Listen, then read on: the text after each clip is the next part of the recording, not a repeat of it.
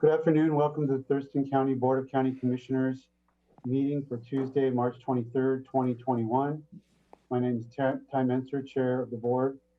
We have Commissioner Carolina Mejia, County Manager Miro Chavez, Assistant County Manager Robin Campbell, and some staff members ready for particular agenda items. I'm going to call this meeting to order. It's 2:01 p.m. Public can follow along on our Thurston County YouTube channel or by calling 360-252-9020. The pin is 1234. Okay, we're going to start with the Pledge of Allegiance to be led by Commissioner Mejia. I pledge allegiance to the flag of the United States of America and to the republic for which it stands, one nation, under God, indivisible, with liberty and justice for all.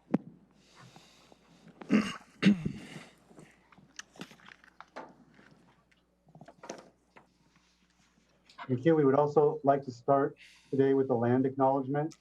We would like to acknowledge the indigenous people who have lived on and cared for the land and waterways of this county since time immemorial, and who still inhabit the area today, specifically the Squaxin Island, the Nisqually and Chehalis people, our sovereign tribal partners.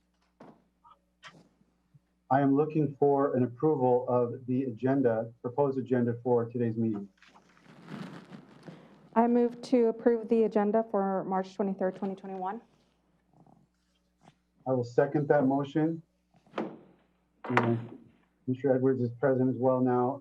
I'm going to call for a vote. All in favor, say aye. Aye. Aye. Aye. Motion carries. The agenda is approved.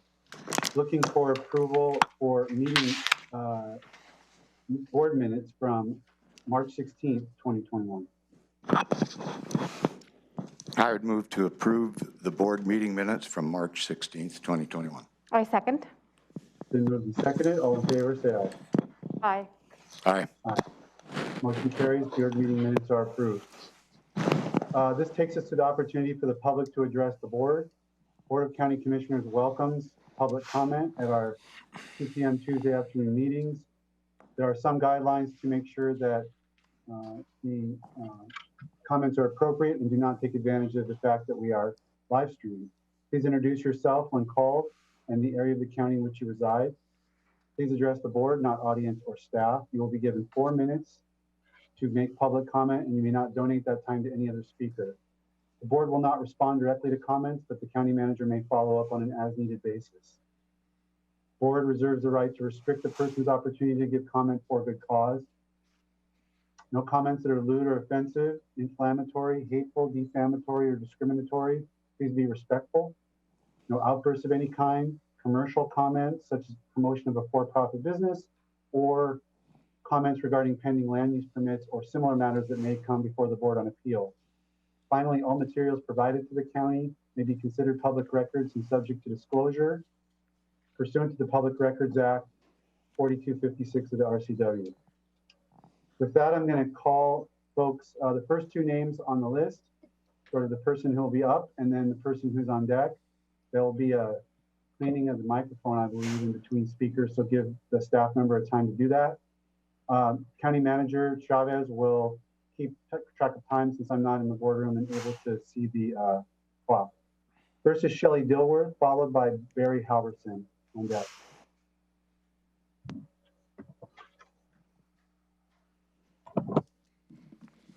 Good afternoon. I am glad that I am here again today to bring forth a few of the situations that I've seen come through in my dealings with this office and with trying to develop our land, which is off of 101st and Delphi in Olympia. We purchased that property 5 years ago, so in 2017. The first thing that I'd like to do today is address a comment that was made directly to me at the end of public speaking last week by the county manager, and that was that staff from this office have reached out to me to have a meeting. You are correct, and I will acknowledge that. However, the staff that have reached out to me in the past have not been honest and trustworthy. Therefore, I am not going to accept a meeting from them going forward. If the county manager or any of the commissioners would like to sit down and discuss issues with me, I am willing to do that. Moving on from there, I would like to take the time now, and I will hand you a packet that I've printed up and had available that shows all of the different times in my situation that we've been required to go out and get a third-party evaluation of the documents that we're sending through. So an engineered plan, an architect, any of those things that we've been required to do. And the reason I'm bringing that forward now is because somewhere along the line between state laws and county laws, we've lost the fact, or we've lost the ability to determine what is within our purview of changing or requesting. I happen to work for the state, as you all know, and I do know that there is a licensing process that you go through when you acquire one of these state licenses. So my question to you today is, and I'm sorry, I have a hard time breathing with this mask on, so. If we require that an outside source is obtained, that a document is prepared, and that is at the cost of an individual and not this county, not the state, then why or where is it written that that county or that state entity, whichever it is, can come back and question that? That's what I would like to see in our codes, in Thurston County specifically, more so in the state laws, because I happen to be familiar with those. And if you are going to require a state licensed individual to sign off on a document, you don't have the right to question that. If you're going to question it, you can go back and question that licensed individual, because that's why we have those licenses. So why is it here in Thurston County specifically that we have staff that feel that that is their duty, to question the licensed professionals that we've hired to submit documents? Why is it that they feel that's their duty? When does it become their duty, if at ever a time? And then how do we fix that? You cannot require, I don't find that it is justifiable or reasonable for you to require me to pay thousands of dollars for these professionals for you to come back and tell me that's not correct. I'm going to hand you off a copy of this documents, and I've made copies for everybody. Thank you. Have a great day.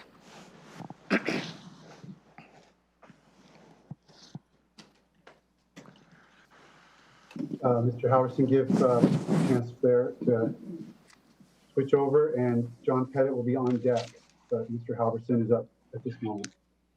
Thank you. You have 4 minutes, sir. Good afternoon, Commissioners. My name is Barry Halverson, a representative from the Lake Lawrence Lake Management District. I'm here today to follow up on the LMD information briefing given to you as part of the first part of March to address information provided to you at last week's BOCC meeting. As we promised during the LMD information briefing, a copy of the Stevens County LMD budget for Deer Lake was provided by email to you on 19 March. That budget shows no administrative or interfund costs were charged by Stevens County to the Deer Lake LMD. When we receive the budgets for Federal Way LMD, we will provide them to you. On 22 March, we submitted to you a letter on LMD interfund costs. That was yesterday. A copy of that is before you at your desk today. You will note that letter is authored by both Long Lake and Lake Lawrence steering committees. Contrary to previous statements by county staff, both LMDs have worked together on joint issues brought before this elected body. We would not think to present to you an issue that affects both LMDs without the input and/or consent of the other. Before an issue is brought to your level of attention, months and in some cases years of discussion and information has already been exchanged and attempted with county staff. In the case of the RFP issue brought to your attention last week by Mr. Hudick, Long Lake was consulted on the changes recommended by Lake Lawrence. Commissioner Menser, your intuition to hesitate on approval of item 5B submerged weeds RFP last week was a good one. However, it was done and we will deal with the result. It is also unfortunate that Noxious Weed decided to go forward with a 1-year RFP versus a 5-year with 1-year options. Again, Commissioner Menser, as you noted, this results in higher costs. 5 times the cost to LMDs over that 5-year period, as you would expect. Just because county staff did not want to take the time to do it right the first time. Totally unacceptable. We would hope this would not happen again. If Mr. Hudick had been able to speak after the Water Resources Manager made his 10-minute presentation to you, he would have told you this. 3 minutes up front during public comment without an opportunity to comment after staff makes their presentation does not provide a balanced and informed decision. If you were able to ask the same questions you ask of the staff to the community member presenting the issue, that would be more effective. As you know, our communities are blessed with current and past retired business executives, engineers, project managers, highly skilled artisans from all disciplines, attorneys, doctors, college professors, and more, with whose valuable knowledge and experience inform the recommendations we put forward to you and the staff. To ignore and discount that knowledge and experience is a mistake. Issues brought to your attention are not done lightly. We do not wish to take your precious time with unimportant matters, and we do not. During last week's meeting with Water Resources Manager, he mentioned that he was putting together a presentation for you on the interfund issues. As we requested during the LMD information briefing and the letter submitted yesterday, we asked that we be invited to attend that meeting, be provided a copy of the presentation at least 1 week in advance of the presentation, and be allowed to provide comments following that presentation. We feel this is the only way you can receive fair and balanced information on this issue to make an informed decision, and it would save time by eliminating the back and forth that now exists. As I stated at the beginning, a copy of the letter from yesterday and my prepared comments for today have been provided to you. As always, I want to thank you for your time and your attention.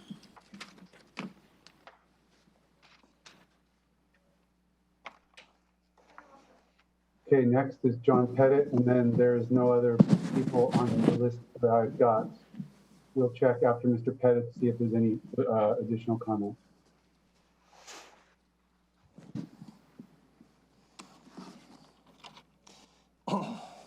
Good afternoon, Commissioners. My name is John Pettit. I live out in East Olympia. I have lots of things to talk about, and thank goodness for the 4 minutes. So I appreciate that a lot. Particularly the 3 items I'm going to talk about, I'm going to try to tie them together so there's some understanding. The one topic, of course, is land use fees. And in this particular case, talking about the land use fees, I was in the CPED over there yesterday. I have a client that would like to just take 5 acres off of his 10.7 acres and be able to sell it. Land use fees alone for that process will end up costing him over $10,000. Over $2,000. I'm sorry, could you, you're kind of coming garbled. Could you raise the microphone? Move up your microphone. There you go. Up? Like that? There you go. Okay, sorry. Okay. So dividing up this 10.7 acres into 2 5-acre parcels, it's called a large lot subdivision. And that's going to cost over $2,000 an acre just in land use fees. One of the parts is when we have land use fees, sometimes they are repetitive.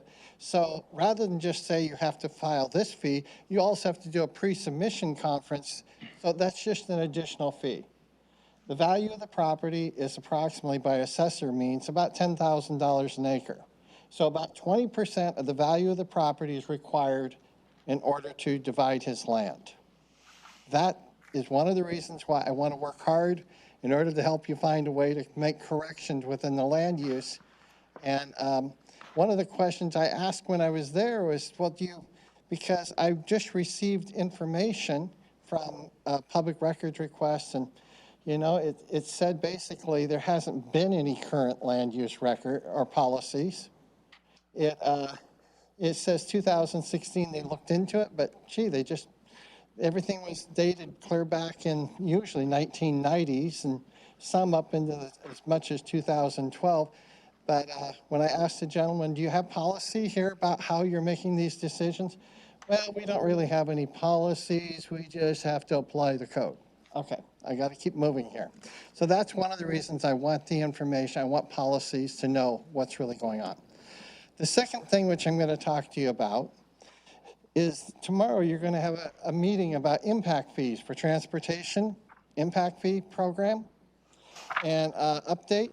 And what was really interesting is on this program you're going to look at, there's 38 items listed on that program for purposes for determining how many dollars. The problem is many of them have already been completed. One of them is right in front of my house along my own property. So why would something that was done in 2012 be in your report for 2021? Another one that appears to be done is down in Grand Mound. I think it's item number 20, if I recall right. And that goes past Great Wolf Lodge and a whole bunch of the roads down there. And that bridge down there was built in 2010. You need to question how many of these are authentic and real current projects that are being posted, because you're being given some really bad information. And this leads me to my last comment, which has to do with the proposed ordinance for meetings. I will assert that one of my comments, I sent you what I consider to be a potential good revised edition for you to consider, but one of my comments falls right in line with what this gentleman over here earlier said. The citizens need to be able to address things that are on the agenda with all these other meetings, because we need to be represented too, not just staff making decisions. Thank you. That exhausts the written list I have. I'm going to ask the county manager if there's anyone else in the boardroom or on the call to give public comment. Yeah, I don't think anybody else in the boardroom is testifying this afternoon, Commissioner. I don't see anybody in the Zoom ready to provide testimony. Let me check the conference call. Good afternoon. For those members of the public who have joined us via conference call this afternoon, if you'd like to provide public testimony this afternoon, please unmute yourselves, introduce your name, where you reside in the county. You have 4 minutes. None, sir. Okay. We'll move to item 2, which is county manager's update. Yeah, I have a couple of follow-ups, and maybe this is the right time to address some of the Mr. Albertson comments related to the upcoming briefing, related to the internal fees. Yeah, and in fact, the Board of County Commissioners have asked me to include members of the LMD, so staff from Public Works will be coordinated with you to participate in that briefing, just to cover that.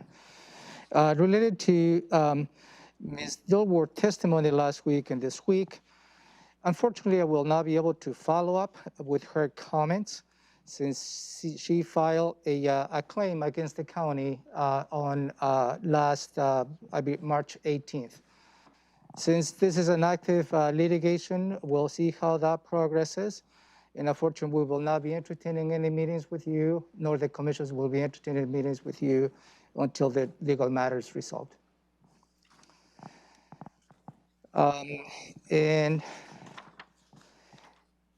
on another topic, and this is related to the roadmap to recovery, related to the Healthy Washington. As you know, Thurston County is moving into phase 3. Among all the counties at the state, has been a change since we moved to phase 2. Phase 2 was based on a regional approach that included the western region with 4 other counties. That has moved into assessing individual counties. So what that entails, in related to phase 3, for large counties above 50,000, which that applies to Thurston County, In order to remain in phase 3, and I'll give you the details of what phase 3 really means, it must be kept 14 days average of new COVID cases below 200 per 100,000 residents. You heard this morning that right now we're in the order of 90 per 100,000, so we're in a good point. And also requires that the 7-day average, the new hospitalizations be under 5 per 100,000. So those will be the measures in which Thurston County will be evaluated. The next evaluation will be April 12, and then we'll determine if Thurston County will continue to be under phase 3.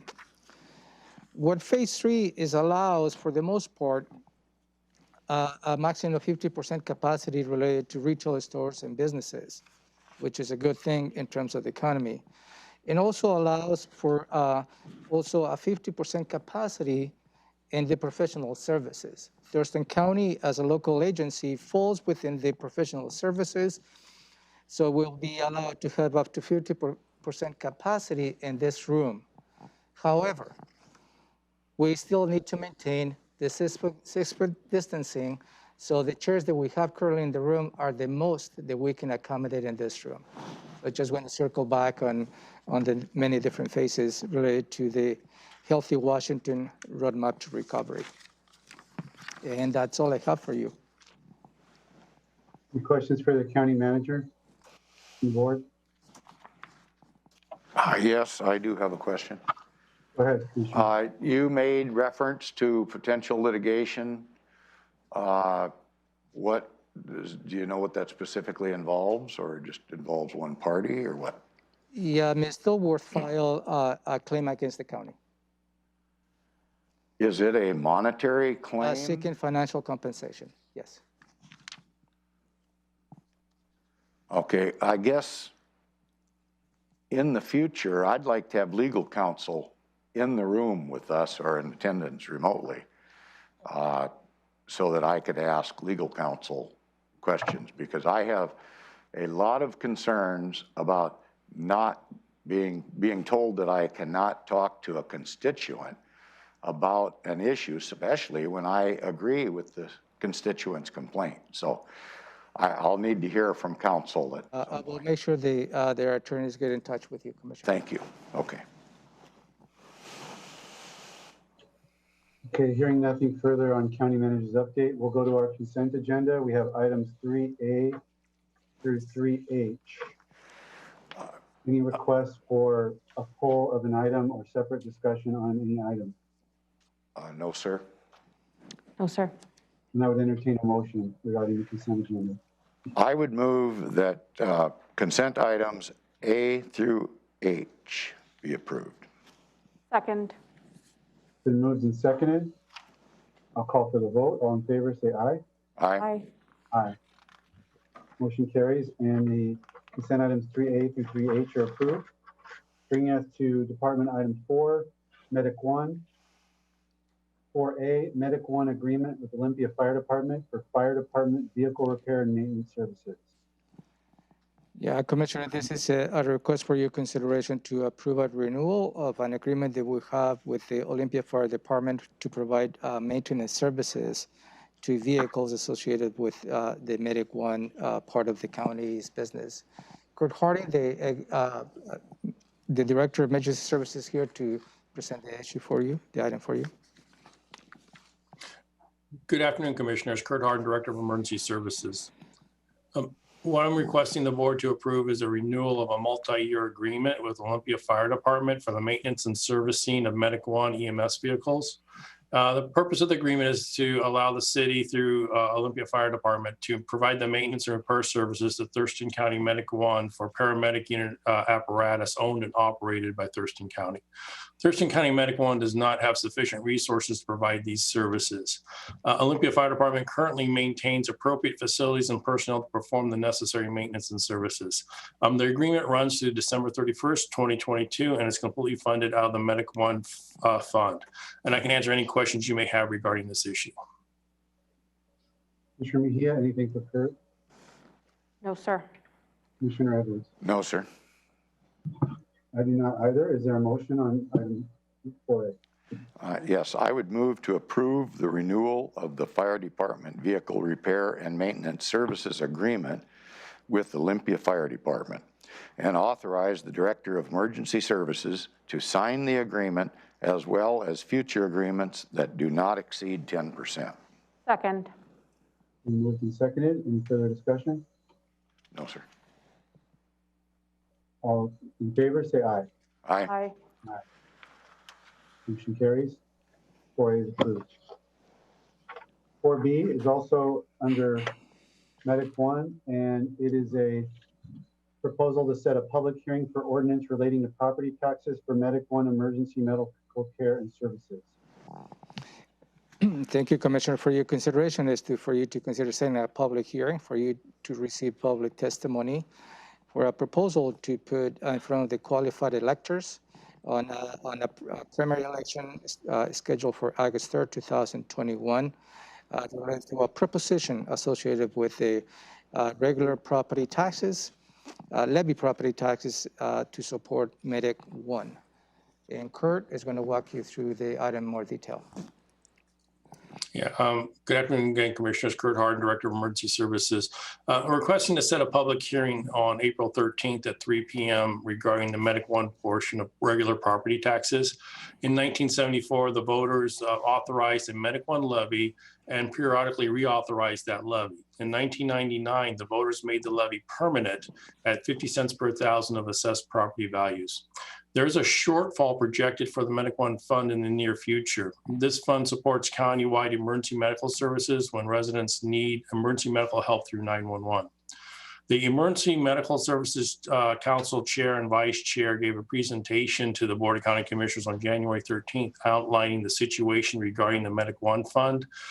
Currently, the 2021 millage is at 28.9 cents per thousand and has been decreasing since 2009. The Emergency Medical Services Council unanimously recommended that the board consider placing a ballot measure on the August 3rd primary ballot for a levy lid lift and restore the Medic 1 levy to the previously voter approved amount. And then I can answer any questions you may have regarding the establishing of the public hearing for this issue. Commissioner Mejia, any questions? No questions. Thank you. Commissioner Edwards? No question, sir. The only thing I might mention is that if the public is interested in this particular issue, they can refer back to numerous discussions that we've had. And I want to thank Kurt, who's currently overseeing that Medic 1 operation. And for 22 years, basically almost 22 years, we've been able to keep that thing going through that one bond issue. And the time has finally come that we need a little help. So if the community has any interest in seeing the history of this, I can tell you it's been well discussed. Thank you very much. Kurt, when you said restore the previously voted on amount, I think is the word you used, and what you're saying there is the rate, right? The rate of 50 cents per $1,000 evaluation, and that's Yes. proposal. Okay, just want to clarify that. Yes, sir. Okay, with that, is there a motion? Yes, sir. I would move to set a public hearing for Tuesday, April 13th at 3 p.m. at the Thurston County Courthouse, Building 1 in Room 280 to consider public testimony on a proposed ordinance relating to regular property taxes, providing for the submission to the qualified electors of the county at an election to be held on August 3rd, 2021, of a proposition authorizing the county to levy regular property taxes in excess of the limitations of Chapter 84.55 in the RCWs, exempting qualified seniors, disabled, and veterans pursuant to RCW 84.36.381, and setting forth the text of the ballot proposition. Second. Been moved and seconded. All in favor, say aye. Aye. Aye. Aye. Motion carries. Thank you, Commissioners. Thank you, Kurt. Item 5 on today's agenda is a resolution and call for sealed bids for furnishing a supply of various asphalt materials. Yeah, thank you, Commissioners, for your considerations to approve a resolution to call for sealed bids to secure many different materials related to the asphalt materials. They will allow Public Works to conduct the regular maintenance and operations in the year 2021. Lucy Mills, the road operations manager, is here, and she will walk you through the details of this item. Good afternoon, Commissioners. Lucy Mills, Road Operations Manager.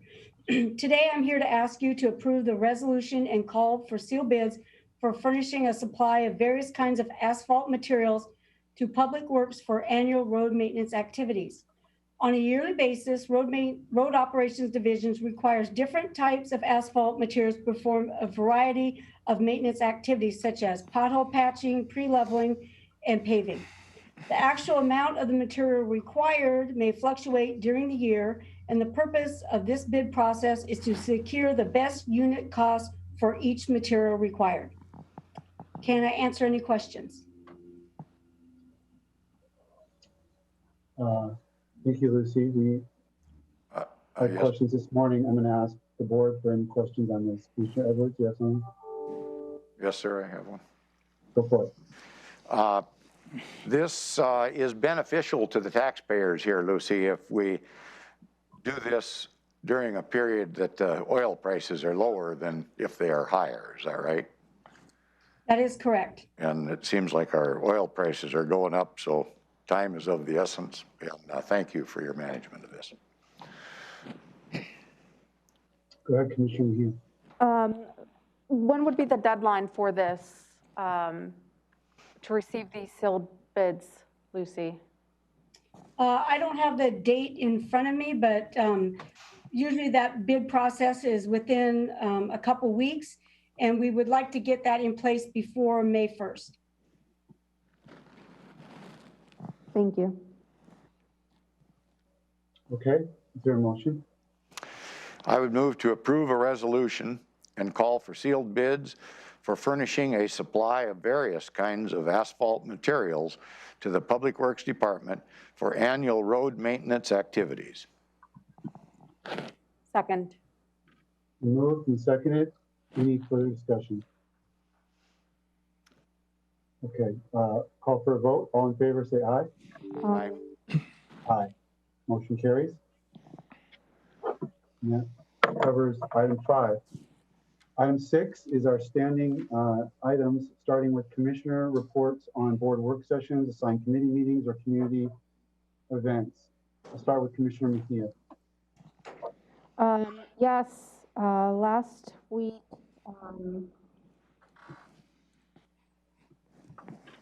I finished my ITA orientation. I think I just have one more meeting to go with Anne. We also had the RHC meeting last week, and we had some discussion about that this morning and what the plan is moving forward. The RFP process is still open for the RHC, so we're still waiting on that, and we're going to meet sometime in April for it. Other than that, that is all I have to report in regards to boards. Commissioner Edwards. Let's see, the normal activities of the virus and inoculations and such took up a lot of time. But I did take a tour. We're always working on space needs at the county. I took a tour of potential buildings. Attended the Nisqually River Council meeting, the STEADY meeting, and the Medic 1 meeting, and the Fire Commissioners meeting. And it seems like there was one more in there, but I don't have it wrote down. So that'll be my short report. Thank you. Okay. I had a pretty busy week, multiple meetings regarding an upcoming retreat for the Salmon Recovery Council. The STEADY meeting was last Friday. Got interviewed by a Seattle radio station regarding our racial equity crisis resolution, which was interesting. The Timber Counties Caucus had a half-day sort of long work session on the performance analysis that's being done of the timber sales and timber trust lands performance, they call it. And Friday met with mayors and city managers about essentially COVID-related coordination items between the county and the cities. And usually I can't make that meeting, so that was good to be able to check in and see what's going on across the county. And that's about it for my report. So we'll go to the county manager. 6B, go through our combined schedule. Thank you, sir. Let me walk you through your combined schedule for the next 2 weeks, considering the board canceled the meeting for March 30th, the regular Board of County Commissioners meetings due to lack of items. So beginning today, March 23rd at 3 in the afternoon, you have a public hearing where you will be receiving public testimony related to changes on precinct boundaries here in the county. Wednesday, March 24th, at 10 in the morning, you have an informational briefing related to municipal bonds. At 11, you have a presentation from the Nisqually tribe related to the open access fiber broadband project they're currently implementing. 2 in the afternoon, March 24th, you have a briefing related to the transportation impact fee study update. 3 in the afternoon tomorrow, March 24th, you have the mid-cycle amendments to the 2020-2021 official docket. The 20-day public comment has been completed. Nothing on your combined schedule on Thursday, March 25th. Nothing on March 26th. Moving on to Monday, March 29th. Nothing on your combined schedule. Tuesday, March 30th. 9 in the morning, you will convene back in this room to go through your agenda setting, where you will be reviewing the agenda for April 6th. And again, the Board of County Commissioners meeting for Tuesday, March 30th has been canceled. Wednesday, March 31st, 9 in the morning, you have a briefing related to capital projects, process improvement recommendations for the board to consider. 9 in the morning, you have a briefing related to the Disaster Recovery Council in a local agreement. At 2 in the afternoon, you have a conversation related to the biennial or annual budgets. And at that point is when the board may provide direction to staff. At 3 in the afternoon, March 31st, you have a joint meeting with the leadership of the Nisqually tribe. Thursday, March 1st, you have another briefing related to the budget. And at 10 in the morning on April 1st, you have your regular commissioners check-in. An agenda will be published 24 hours in advance. At 1 in the afternoon, April 1st, you have your regular meeting with Superior Court. At 2 in the afternoon, you have a briefing from Public Works related to their project delivery process. 3 in the afternoon, April 1st, you have a briefing related to the interim emergency housing ordinance. And at 3:30 in the afternoon, you have a whole work session, but nothing is scheduled so far, so it may be canceled. Nothing on April 2nd, nothing on April 5th, that will be a Monday. And then back on Tuesday, April 6th, to your regular agenda setting at 9 in the morning in this room. Thank you. Okay, thank you. We're back in 20 minutes for a public hearing on precinct boundary changes. Until then, we are adjourned.